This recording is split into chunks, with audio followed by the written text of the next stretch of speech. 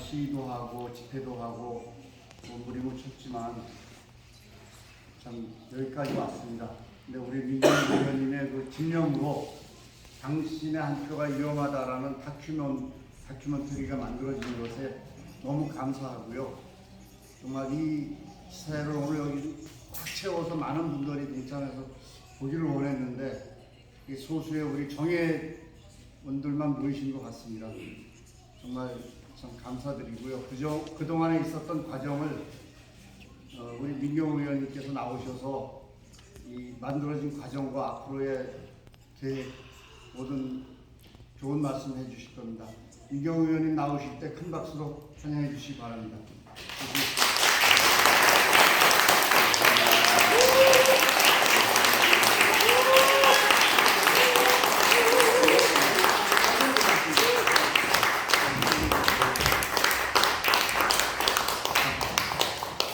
여러분 반갑습니다.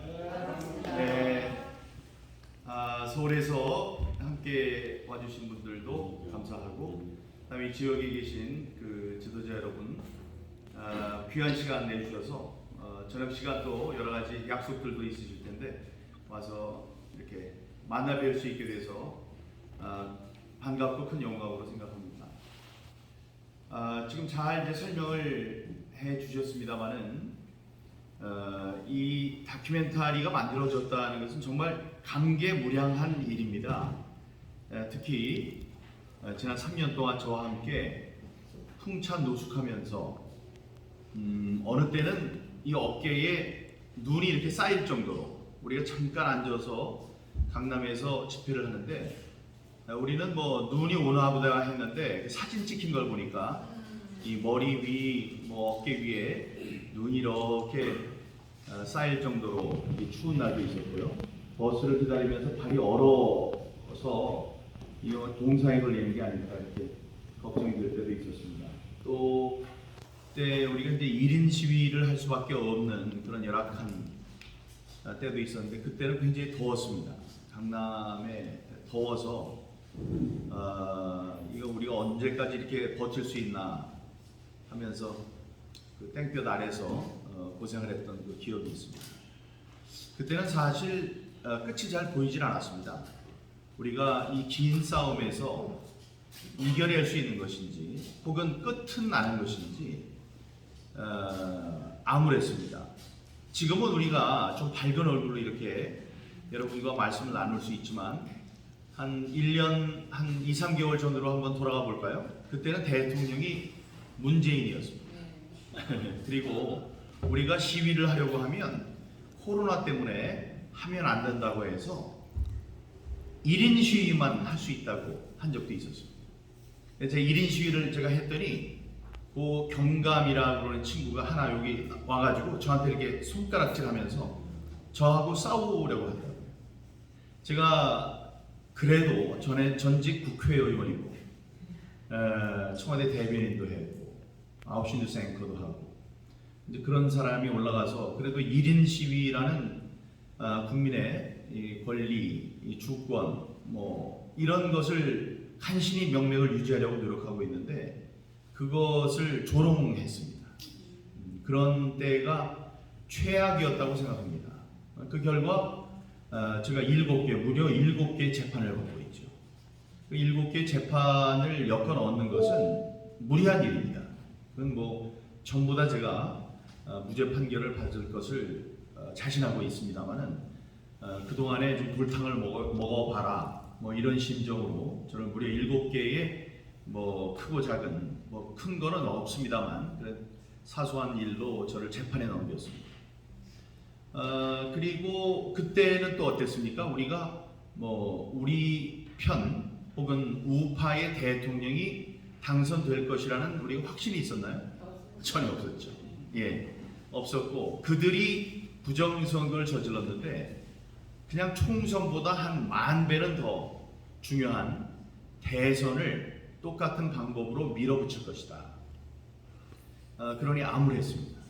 우리가 할 수 있는 거는 맨손으로 나와서 소리 지르고 다음에 지나가는 사람들 눈을 좀 이렇게 눈길을 붙잡을 수 있을까 해서 가수들도 초청하고 또 훌륭한 분들 와서 목소리도 좀 듣고 이렇게 하려고 했고, 행진을 해도 많은 사람들이 보지는 않습니다. 하지만 우리는 그 먼 길을 일주일이면 한 번씩 그 행진을 하면서 우리가 믿는 바, 원하는 바를 소리치고 다녔었습니다. 그리고 국회의원들은 어떤가요? 심지어 우리 당에서는 제가 부정선거를 주장한다고 해서 지난 총선에서 가장 큰 피해를 입은 사람은 우리 당이었습니다. 국힘당이었어요. 부정선거로 민주당 사람들이 당선이 됐으니까 우리 당에서 당연히 당선이 될 사람들이 떨어졌습니다. 그러니까 가장 큰 피해자는 우리 당이었는데 그 당에서 저를 부정선거를 주장한다는 이유로 짐승도 아니고 벌레라고 했죠. 부정선거충이라고 했습니다. 부정선거를 주장하는 벌레, 이렇게 얘기를 하고 결국은 저를 당협위원장에서 잘랐습니다.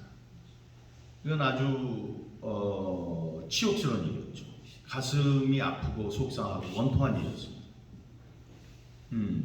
그리고 이준석, 유승민 계열 이런 사람들이 부정선거를 주장하는 우리들은 분명한 팩트를 갖고 이야기를 하고 있음에도 불구하고 뭐의 눈에 뭐가 씌었는지 우리를 사람 취급하지 않았습니다. 당에서 그렇게 얘기를 하니까 언론들은 어땠습니까? 언론들은 우리들을 다뤄질 이유가 하나도 없었습니다. 제가 미국에 가서 이 국제 보고서를 만들어 가지고 와서 이제 이걸 만들었으니 언론이 좀 다뤄주겠구나 하고 아주 부푼 마음으로 제가 알던 훌륭한 기자들을 찾아다니면서 이걸 좀 써달라고 그런 적이 있었습니다. 그때 그 기자들이 뭐라고 했냐, 형 이건 절대로 못 씁니다. 때려 죽여도 못 씁니다. 이런 표현을 썼습니다. 그래서 왜 그러냐 했더니 아까 얘기했던 거예요. 가장 큰 부정선거의 피해자는 당인데 당에서 써달라고 난리를 해도 우리가 쓸까 말까인데 당에서는 형이 부정선거를 주장한다고 해서 형을 자르지 않았느냐. 그런데 우리가 어떻게 했었냐, 본인들이 부정선거가 없었다고, 피해자가 부정선거가 없었다고 그러는데 우리가 어떻게 써줄 수 있겠습니까? 그랬습니다. 검찰은 어땠나요? 검찰은 제가 무려 17개의 고소고발을 했습니다. 고소고발의 객체, 상대는 다 달랐죠. 그러나 주로 중앙선관위였습니다. 중앙선관위에 대고 이 사람들이 부정선거를 저질렀으니 이런 것을 조사해달라고 고소고발을 했습니다. 무려 17개를 했는데 그 17개가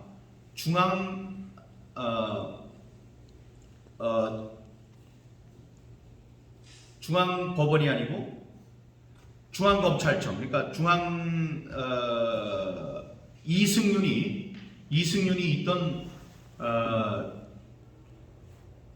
곳으로 배정이 돼서 17건을 일거에 기각 처리했습니다. 그래서 검찰도 국회도 심지어 우리 당도, 다음에 언론도, 다음에 대법원은 어땠습니까? 대법원은 정신 나간 사람들, 그 사람들을 그렇게 믿어서 이 사람들만 옳은 판단을 해준다면 이 전체의 전세가 완전히 뒤집힌다고 그렇게 이제 생각을 했습니다만, 그 사람들은 민경욱이 2년 넘게 재판을 하면서도 부정선거를 저지른 범인이 누군지를 특정하지 못했다라는 정말로 우리들이 이해할 수 없는 코미디 같은 역사의 길이 남을 판결문을 내고 기각을 했습니다. 심지어 그 사람들은 어떻게 얘기를 했냐면 배춧잎 투표용지라고, 그거는 그 사람들이 증거로서의 중요성을 분명히 인식하는 사람들이었죠. 배춧잎 투표용지 위에는 지역의 국회의원을 뽑는 투표용지, 밑에는 비례대표를 뽑는 투표용지가 한꺼번에 인쇄된 세계에 단 하나밖에 없는 거라고 얘기하고 싶었지만 몇 개가 또 나왔어요. 하여간 세계에서 그 유래를 찾아볼 수 없었던 그런 투표지가 나온 걸 보고 대법관들은 심지어 뭐라고 얘기를 했느냐, 만약에 부정선거를 저지른 범인이 있었다면 이토록 중요한 증거를 현장에 남기지 않았을 것이다. 이런 이해할 수 없는, 그거는 마치 무엇과 같냐? 아니 그렇게 유력한 증거가 나왔으면 분명히 이거는 선거가 잘못된 증거입니다. 이 한마디를 하면 되는데 그걸 하지 않고 이 무효 선언을 하진 않았습니다. 선거 무효 소송을 기각했죠. 그거는 무엇과 같냐? 시체가 있고 피를 흘리고 있는데 그 옆에 어떤 사람의 지문이 묻은 피 묻은 칼이 있었습니다. 그러면 그 지문을 감식해서 지문에 나온 그 사람이 범인이라는 게 확실한 거 아닙니까? 근데 이 사람들은 어떻게 얘기를 했느냐? 만약에 이 사람이 진짜 범인이라면 이런 중요한 자기 지문이 묻은 칼을 옆에다 떨어뜨리고 가지 않았을 것이기 때문에 이 지문이 나온 그 사람은 절대로 범인일 수 없다. 이런 기가 찬 판결을 내리고야 말았습니다. 지난 정권에서 국정원은 북한과 짝짝꿍이 돼서 간첩을 잡으려는 사람들을 탄압하고 있었죠. 자, 그렇게 됐었습니다. 감사원은 제 역할을 할 수 없었고요. 지금은 어떤가요? 정권이 바뀌었습니다. 누구 때문에 바뀌었습니까? 여러분 때문에 바뀌었습니다. 근소한 차이로 바뀌었어요. 근소한 차이라고 그러니까 너는 정말로 근소한 차이로 이겼다고 믿느냐? 이렇게 저한테 따지는 사람이 있습니다. 저는 그렇게 믿지 않죠. 수백만 표 차이로 이겼는데 그들이 그거를 뒤집어서 발표를 할 수 있었습니다. 그런데 그렇게 하려고 해도 도저히 짜맞출 수가 없으니까 0.73으로 졌다고 발표를 할 수밖에 없었습니다. 예? 그렇게 해서 0.73으로 우리가 이겼다고 칩시다. 그 기적을 바로 여기 춘천에 계신 여러 애국지사들께서, 애국 시민들께서 만들어내신 겁니다. 여기 얼굴에 있는 여러분들은 제가 서울에서도 뵀던 분들이에요.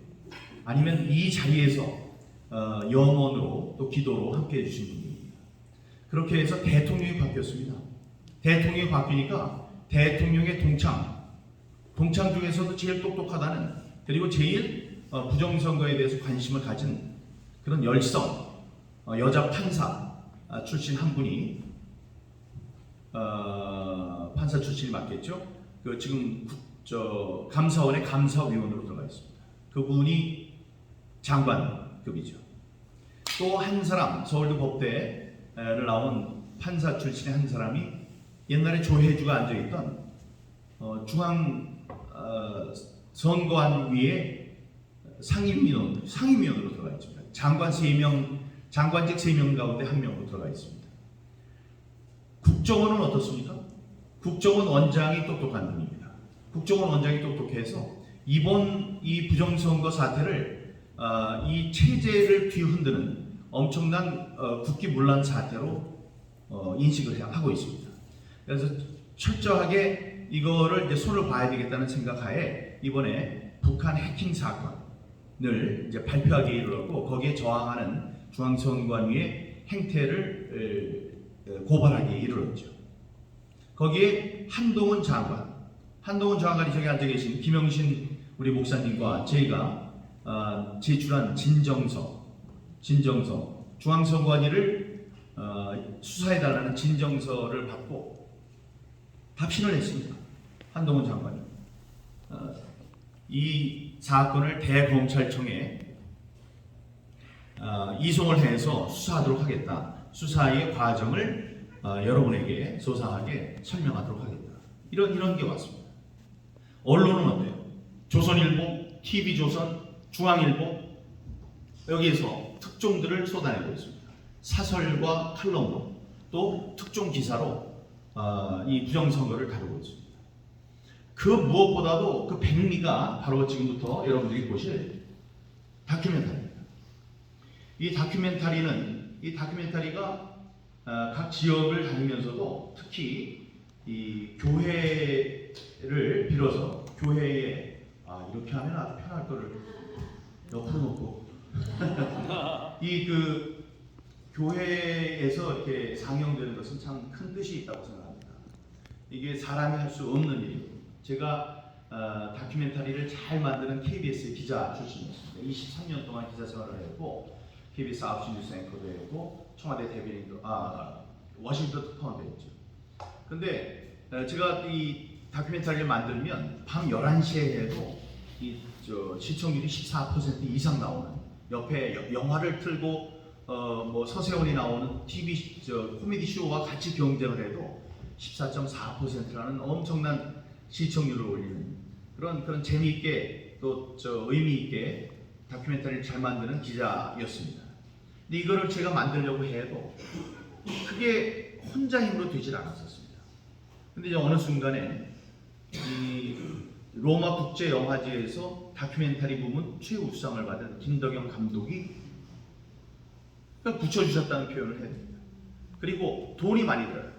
근데 또 투자하시는 분을 붙여주고, 그다음에 이번 싸움에 있어서 저에게 그 정신적으로 이렇게 많은 그 응원을 해줬던 VON의 김미영 원장, 그분이 또 함께 역사를 하고 또 이제 곧 나올 애니메이션과 관련해서 얘기를 하자면 디즈니랜드, 디즈니 영화사의 만화 영화를 공급하는 한국의 그 솜씨 좋은 애니메이션 회사, 그 회사를 또 함께 붙여서 이 다큐멘터리와 애니메이션 이런 거를 연거푸 만들어지게 했습니다.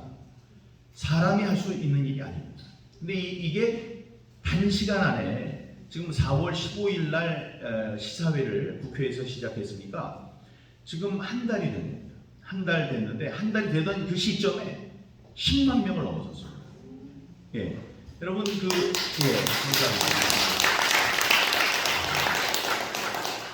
같은 기간에 문재인 전 대통령과 관련한 다큐멘터리를 만들었죠. 다큐멘터리 그거는 돈을 많이 넣었고 순식간에 몇억 원이 뭐 제작비로 모금이 된 그런 건데, 거기에 6만 3천 명쯤 봤는데 그 중에 15,000명은 그냥 공짜표를 막 나눠줘가지고 아무나 들어가게 하는 그런 결과였다고 합니다. 근데 그런 것과 같이 경쟁을 해서 10만 명을 넘어섰습니다. 이제 곧 뭐 20만 명, 30만 명, 100만 명, 뭐 우리 국민들이 전부 다 보는 그런 날이 곧 오리라고 생각이 듭니다. 이 자체가 저는 기적이라고 생각합니다. 지금까지는 부정선거 있다는 것, 여기 계시는 분들도 마찬가지입니다. 부정선거를 좀 얘기를 하려고 해도, 아니 요즘 세대가 어떤 세대인데, 요즘 시대가 어떤 시대인데 부정선거를 얘기하느냐. 옛날에 그 고무신 바꿔 신고, 뭐 고무신 신고 막걸리 먹고 이러면서 표 파는 게 옛날 60년 전에 있었던 3.15인데 지금 무슨 부정선거 얘기를 하느냐. 그러면 설명을 해줘야 돼요. 그게 아니라 이건 최첨단 디지털 범죄다, 이렇게 얘기를 해서 굉장히 복잡했습니다. 다음에 그러면 거기 사람들이 수십만 명이 개표하고 투표하는 걸 지켜봤는데 그럼 그 사람들이 다 짰다는 얘기냐? 그게 아니라 이거는 수십만 명이, 수백만 명이 지켜봐도 그 디지털이기 때문에 보이지 않는 전파로 전송이 되는 거기 때문에 이게 아니다, 이런 설명을 계속 해야 됐습니다. 한 사람이 그 설명을 하려면 몇 시간이 가도 힘들어요. 한 사람한테 했으면 다음 사람한테 또 똑같이 해야 됩니다. 같은 거. 그런데 지금은 그럴 필요가 없습니다. 이 한 편만 보면 돼요. 한 편만 보면 너무나 잘 보이는 겁니다. 이런 훌륭한 다큐멘터리가 나왔다는 것은 이 부정선거는 자유민주주의를 밑둥채 갉아먹는 자유민주주의의 적이라는 생각에 지난 3년 동안 싸워왔던 우리에게는 큰 선물이 아닐 수 없습니다. 네, 감사합니다. 지금 여기에는 이제 여러 나라의 예가 나옵니다. 제일 처음에 나오는 게 대만의 예입니다. 대만은 디지털 강국이죠. 반도체 강국입니다. 대한민국 삼성과 어떤 때는 삼성을 넘어서는 디지털 수출국입니다. 반도체 수출국입니다. 거기에서 이따가 이 사람들이 어떻게 투표를 하는지 한번 보시기 바랍니다. 여기에서 왜 아날로그를 고집하는지, 그리고 이 사람들은 투표를 안 보라고 생각합니다. 왜 이 사람들은 투표를 안 보라고 생각하는지, 이 사람들도 디지털로 갔다가 다시 아날로그로 완전히 원시적인 방법으로 돌아온 이유가 무엇인지 우리에게 시사하는 점이 많을 것입니다. 다음 두 번째로 미국의 부분이 좀 이제 많이 이제 잘려 있습니다. 그 이유는 유튜브에서 여기는 잘려 있지 않아요. 그러네요. 이건 시사회용이기 때문에 괜찮습니다. 미국에서 볼 거는 뭐냐면 미국의 자유민주주의, 다음에 이제 종교의 자유 이런 걸 좇아서 건국의 아버지들이 만들어 놓은 그 원칙들이 있는데 그게 미국의 민주당 사람들이 이 중국의 제국주의, 중국이 기술을 앞세워서 미국과 패권을 다투려는 와중에 자국의 민주주의 질서를 어지럽히는 그런 과정이 나옵니다. 그러니까 미국에 있었던 부정선거의 사례. 정말 미국에서도 부정선거가 있었어요? 아니, 현직 대통령이 부정선거로 떨어졌다는 게 말이 돼요? 여기에 대한 답이 여기에 있습니다. 예? 그런 게 있고요. 다음에 그 와중에 이 전자투표가 얼마나 흠인결이 있는 것인지를 눈으로 직접 보여주는 예가 나옵니다. 다음에 이제 독일의 예가 있는데요. 독일에서는 우리가 볼 때는 굉장히 사소한 일 때문에 6시 이후에도 사람들이 줄을 서 있었습니다. 투표를 하는 날 6시는 딱 끝나도록 돼야 되는데 6시 이후에도 길게 줄을 서 있었어요. 왜냐? 이 투표 용지를 적정하게 충분하게 준비를 하지 않았기 때문에 그걸 기다리고 가져오고 이러는 와중에 사람들이 줄을 서 있었어야 됩니다. 그러면 무슨 문제가 있냐면 거기도 출구 조사를 하거든요. 그러니까 그러니까 연수을 지역의 지역구 국회의원으로 민경욱이 당선된 것으로 출구 조사 결과 발표됐습니다. 예상됐습니다. 하고 방송이 나오는데 바깥에서는 아직 투표를 안 한 사람들이 있는 겁니다. 그러니까 그러면 이 사람들이 자신의 뜻을 마음대로 자유롭게 펴서 투표를 할 수 없었고 혹은 에이 그래? 나는 민경욱 아닌데 이러면서 가는 사람들도 있었고 해서 여러 가지 절차적인 문제점이 있다. 그래서 우리들이 볼 때는 부정선거를 누가 집어넣은 것도 아니고 표를 뺏어간 것도 아니고 뭐 일장기 투표용지를 집어넣은 것도 아닌데 그런 이유로 해서 재투표를 합니다. 재선거를 해요. 재선거를 해서 정권이 바뀝니다. 예, 그런 것들이 나옵니다. 그런 것을 잘 보시면서 즐겨주시면 되겠습니다. 요 영화는 지금 인터넷에서 돌아다니는 인터넷에서는 유튜브에서 벌을 주기 때문에 페널티를 주기 때문에 그 부분을 빼서 47분짜리로 만들었지만 여기는 그걸 빼지 않은 65분 1시간 5분짜리 길이의 시사회용 커트입니다. 그러니까 좀 더 알찬 내용이 되겠고요. 시청하실 때 요령은 화가 나면 한숨도 쉬시고 다음에 기분이 좋으면 박수도 치시고 환호도 지르시고 이렇게 충분히 즐기시고 나중에 보시다가 의문이 나는 게 있으면 끝난 다음에 저와 함께 이제 토론도 좀 하시고 이런 시간을 보내시면 좋을 것 같습니다. 여기에 이제 감사해야 될 분들이 많죠. 처음에 투자를 해주신 분, 그분은 자신의 신분을 드러내기를 원치 않으셨으니까 제가 마음속으로만 감사하고, 다음에 제작자인 VON의 김미영 원장, 참 훌륭한 분입니다. 그리고 이 감독 김덕영 감독, 아주 실력 있는 분이에요. 근데 그분이 우리와 이렇게 같이 힘을 모아서 이 큰 작품을 만들 수 있게 된 것, 하나님께 이제 감사드립니다. 이걸 충분히 즐기시기 바라고요. 끝난 다음에 또 우리가 토론의 시간을 가질 수 있기를 바랍니다. 여러분 감사합니다.